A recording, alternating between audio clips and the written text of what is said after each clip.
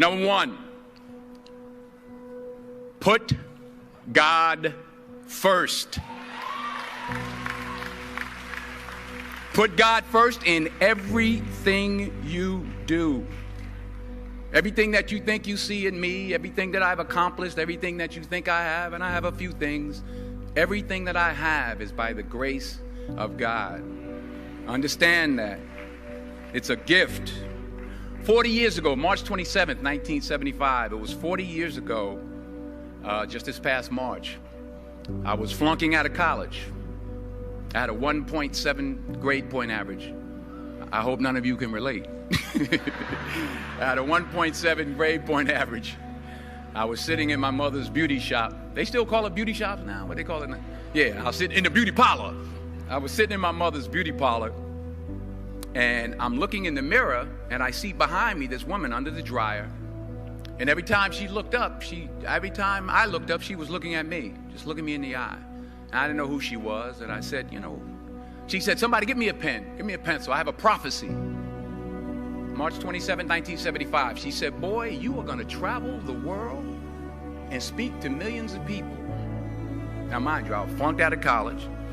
I'm thinking about joining the army. I didn't know what I was going to do, and she's telling me I'm going to travel the world and speak to millions of people. Well, I have traveled the world, and I have spoke to millions of people. But that's not the most important thing, the success that I had. The most important thing is that what she taught me and what she told me that day has stayed with me since. I've been protected. I've been directed.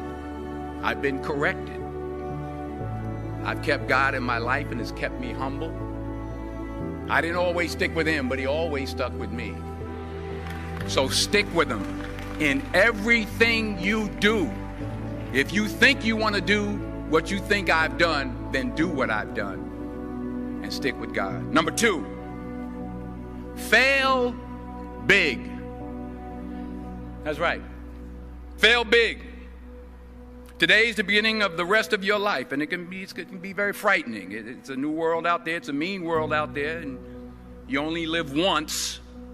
So do what you feel passionate about. Take chances professionally.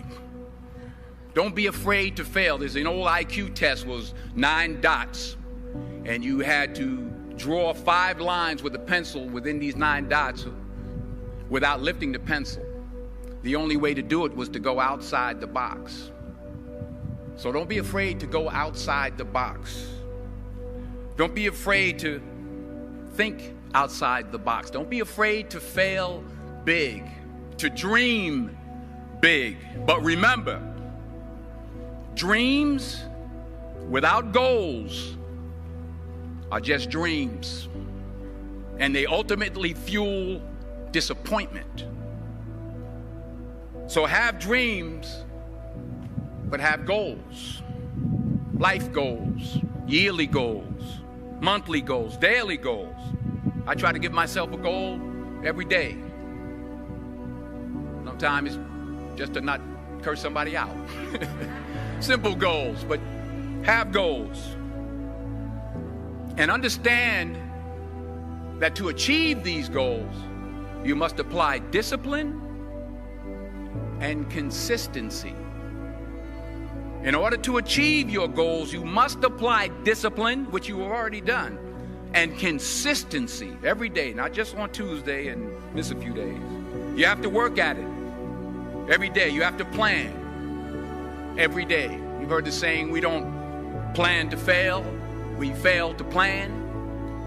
Hard work works. Working really hard is what successful people do.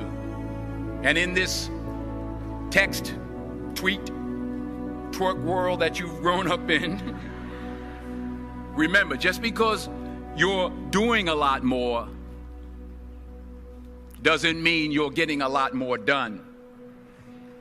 Remember that. Just because you're doing a lot more doesn't mean you're getting a lot more done. Don't confuse movement with progress. My mother told me, she said, yeah, because you can run in place all the time and never get anywhere. So continue to strive, continue to have goals, continue to progress. Number 3, you'll never see a U-Haul behind a hearse. I'll say it again. You'll never see a U-Haul behind a hearse. I don't care how much money you make, you can't take it with you. The Egyptians tried it. They got robbed. That's all they got. You can't take it with you. And it's not how much you have. It's what you do with what you have.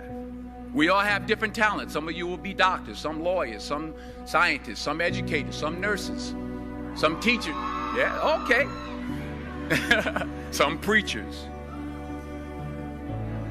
The most selfish thing you can do in this world is help someone else. Why is it selfish? Because the gratification, the goodness that comes to you, the good feeling that I get from helping others, nothing's better than that.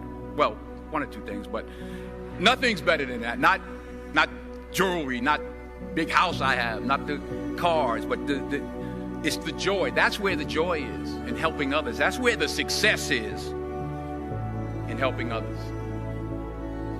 Finally, I pray that you put your slippers way under the bed tonight, so that when you wake up in the morning, you have to get on your knees to reach them. And while you're down there, say thank you for grace. Thank you for mercy. Thank you for understanding. Thank you for wisdom. Thank you for parents. Thank you for love. Thank you for kindness. Thank you for humility. Thank you for peace. Thank you for prosperity. Say thank you in advance for what's already yours. It's how I live my life. That's why I am, one of the reasons why I am today.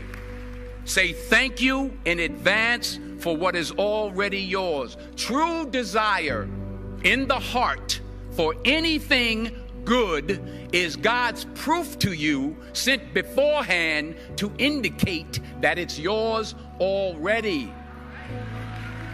I'll say it again.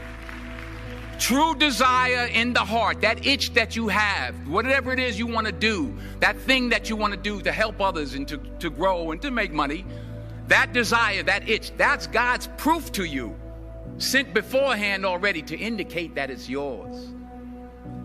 And anything you want good, you can have. So claim it. Work hard to get it. When you get it, reach back. Pull someone else up. Each one, teach one. Don't just aspire to make a living. Aspire to make a difference.